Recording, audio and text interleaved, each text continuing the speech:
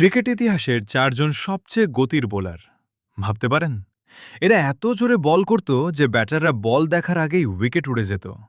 চলুন দেখে নিই ক্রিকেট ইতিহাসের ৪ জন সবচেয়ে গতির বোলার। Number ৪, Brett Lee. অস্ট্রেলিয়ার এই কিংবদন্তি বোলার ঘন্টায় ১৬১.১ কিলোমিটার গতিতে বল করেছিলেন। তার গতি আর আগ্রাসনের জন্য তিনি ছিলেন ব্যাটারদের আতঙ্ক। নাম্বার ৩, শন টেট।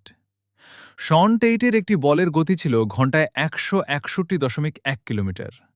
তার অ্যাকশন ছিল এতটাই অদ্ভুত যে ব্যাটাররা বুঝতেই পারত না বল কোথায় আসবে। Number ২, Jeff Thomson.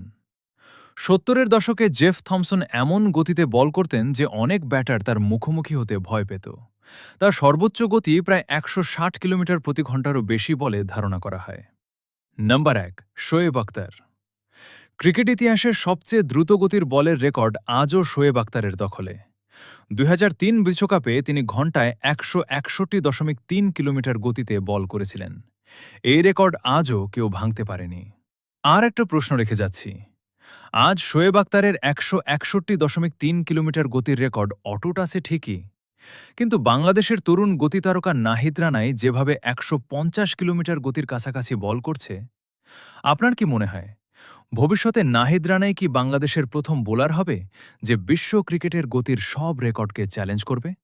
কমেন্টে শুধু হ্যাঁ বা না লিখে আপনার মতামত জানান।